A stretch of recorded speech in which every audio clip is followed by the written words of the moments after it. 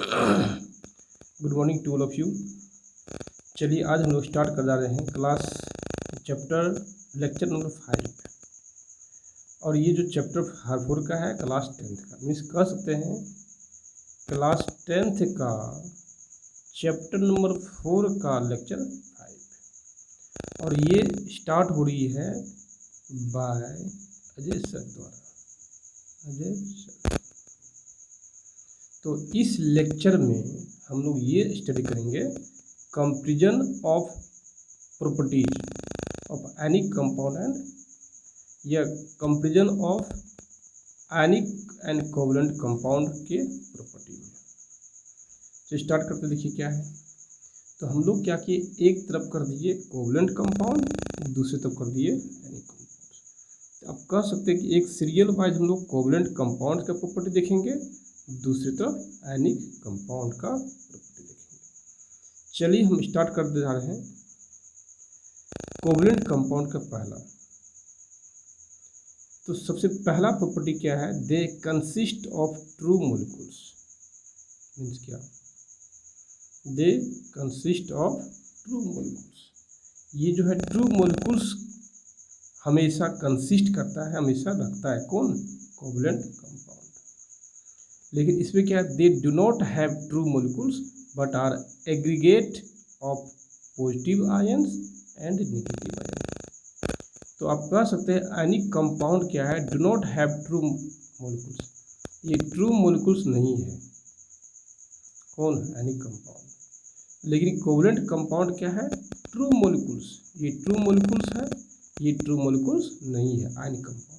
तो जब any compound true molecules नहीं है तो फिर है क्या, but are aggregates of positive ions and negative ions. Aggregate means होता है इकट्ठा करना, ये इकट्ठा होता है पॉजिटिव आयंस और नेगेटिव आयंस में। दे आर यूजुअली गैसियस और लिक्विड और सॉफ्ट सॉलिड्स। मीन्स कौन, कोवलेंट कंपाउंड होता है। कोवलेंट कंपाउंड्स क्या होता है, जनरली या यूजुअली प्रायः गैसियस स्टेट में होता है या और लिक्विड स्टेट बोल सकते हैं, और क्या सॉफ्ट सॉलिड होता है। तो आप तीनों इसका प्रॉपर्टी है कौन कौन, गैसियस, लिक्विड्स और सॉफ्ट सॉलिड्स होता है। आप कोवलेंट कंपाउंड के बारे में कह सकते हैं, आप बोल सकते हैं covalent compound is in gaseous state, ये भी सही है। Covalent compounds is in liquid state, ये भी सही है। Covalent compounds are in soft solid, ये भी सही है। लेकिन they are usually crystalline solids. ये क्या होता है, क्रिस्टलाइन सॉलिड्स होता है। They have a low melting point and boiling point. ये तो जानते ही हैं मेल्टिंग पॉइंट और बॉइलिंग पॉइंट कम क्यों होता है, क्योंकि आपको बताए थे कि कोवलेंट कंपाउंड्स में जो एलिमेंट है और जो बॉन्डेड है, एलिमेंट बोलेंगे या एटम बोलेंगे, वो जो बॉन्डेड है वीक फोर्स ऑफ एट्रैक्शन से बॉन्डेड है।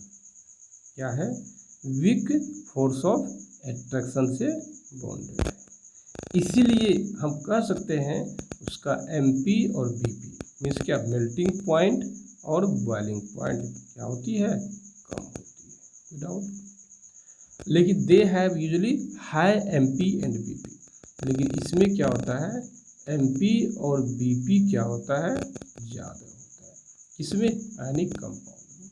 तो आप कह सकते हैं एनिक कंपाउंड का MP and BP melting point and boiling point क्या होती है, तो ज़्यादा होती है। नेक्स्ट देखिए, दे आर जनरली सोल्यूबल और इनसॉल्वेंट।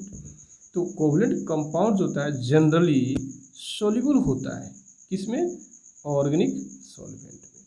ऑर्गेनिक सॉल्वेंट में क्या, बेंजीन हुआ, आपको बताए थे एग्जाम्पल में, CCl4 हो गया, बेंजीन हो गया, C6H6 हो गया, टॉल्विन हो गया, C6H5, CH3 हो गया।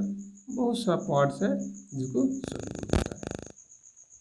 दूसरा देखिए कि they are usually, they are generally, देखिए ये क्या था, they are generally soluble organic compound.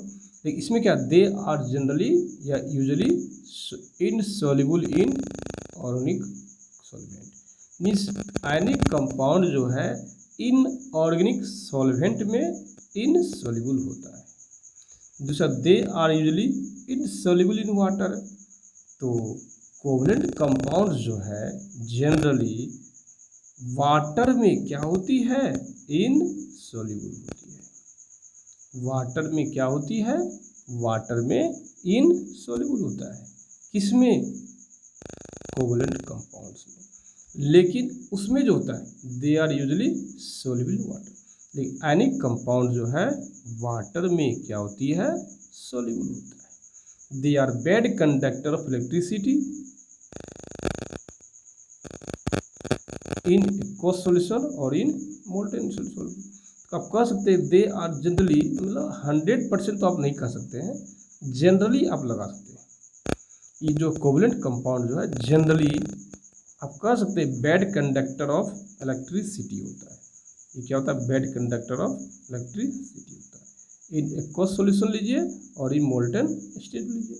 लेकिन ये मोल्टेन स्टेट में कौन, एनिक कंपाउंड गुड कंडक्टर होता है, लेकिन सॉलिड स्टेट में क्या होता है, ये बैड कंडक्टर होता है। तो ये सब बता भी चुके थे हम लोग एनिक कंपाउंड प्रॉपर्टी क्या होता है। बस हम तो आज डिफ्रेंशिएट किए हैं, यही था आपका शायद कोवलेंट कंपाउंड का डिफ्रेंशिएट। तो अब हम लोग एक एक करके स्टार्ट करेंगे एग्जाम्पल और कोवलेंट बॉन्ड डायग्राम बनाएंगे और इलेक्ट्रॉन डॉट स्ट्रक्चर सीखने का कोशिश करेंगे। चलिए स्टार्ट करते हैं। How to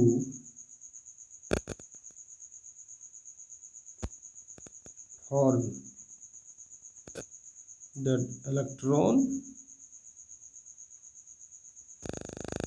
dot structure and how to form the electron dot structure and covalent bond। देखिए कैसे बनता है। जैसे सबसे पहले हम लोग स्टार्ट करेंगे सिंगल कोवलेंट बॉन्ड से। सिंगल कोवलेंट बॉन्ड से हम स्टार्ट कर रहे हैं। देखिए स्टार्ट कैसे करते हैं। जैसे देखिए एग्जांपल लीजिए H2, क्या लीजिए, H2 लीजिए।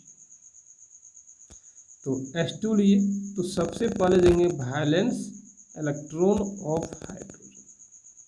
क्या देखेंगे, वैलेंस इलेक्ट्रॉन ऑफ हाइड्रोजन देखेंगे। तो हम जानते हैं कितना होता है, 1 होता है। वैलेंस इलेक्ट्रॉन ऑफ हाइड्रोजन कितना होता है, 1 होता है। तो सिंपल थी, हाइड्रोजन हो गया। हाइड्रोजन चूंकि 2 हाइड्रोजन है, 2 हाइड्रोजन को हमने रख दिया। अब इसका वैलेंस इलेक्ट्रॉन यहाँ रख दिए, इसका वैलेंस इलेक्ट्रॉन यहाँ रख दिए। तो ये जो देख रहे हैं ना, यही कहलाता है electron dot structure. Electron dot structure. अब हम लोग इसके लिए आगे बढ़ते हैं।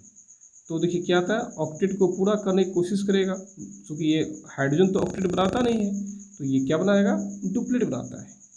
तो डुप्लेट मीन्स क्या, कि हाइड्रोजन का जो कन्फिगरेशन होना चाहिए वो हीलियम स्ट्रक्चर होना चाहिए।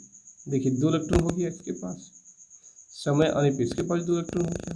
तो हम कह सकते हैं ये दोनों के हाइड्रोजन के बीच कितना इलेक्ट्रॉन का पार्टनरशिप है। तो बहुत आसान है, हाइड्रोजन और हाइड्रोजन के बीच है। तो यही बॉन्ड जो सिंगल बॉन्ड है ये कहलाता है सिंगल कोवलेंट बॉन्ड कहलाता है। क्या कहलाता है, सिंगल कोवलेंट बॉन्ड कहलाता है। चलिए दूसरा एग्जांपल देखते हैं। चलिए क्लोरीन Cl2 देखते हैं। क्या देखते हैं, Cl2 देखते हैं। देखिए chlorine valence electron of chlorine कितना होता है, देखिए 7 होता है। तो Cl है, 1 2 4 7 हो गया इलेक्ट्रॉन। इसके पास देखिए 7 इलेक्ट्रॉन कर दीजिए आप। तो ये कहलाता है इलेक्ट्रॉन डॉट स्ट्रक्चर। क्या कहलाएगा, इलेक्ट्रॉन स्ट्रक्चर कहलाएगा आपको। अब देखिए क्या करेंगे, Cl है। तो यहाँ भी एक था,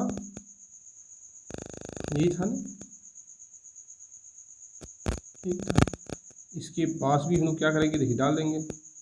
और यहाँ भी क्या करेंगे, हम लोग कर देंगे। देखिए पहले से 7 था, एक लिया 8, इसके पास भी पहले 7 था, इससे के लिए 8, तो जब 8 ले लिया दोनों के पास, देखिए क्या हो गया, तो कितना इलेक्ट्रॉन का देखिए पार्टनरशिप हो रहा है, एक एक इलेक्ट्रॉन का पार्टनरशिप हो रहा है, इसलिए यहाँ को क्या बोलेंगे, सिंगल कोवलेंट बॉन्ड बोलेंगे। चलिए एक एग्जांपल और लेते हैं, किसका, वाटर का, क्या बोलते हैं, वाटर का। देखिए हाइड्रोजन 2 है, ऑक्सीजन 1 है, तो हाइड्रोजन 2 ले लीजिए, ऑक्सीजन 1 ले लीजिए, हाइड्रोजन 2 ले लीजिए।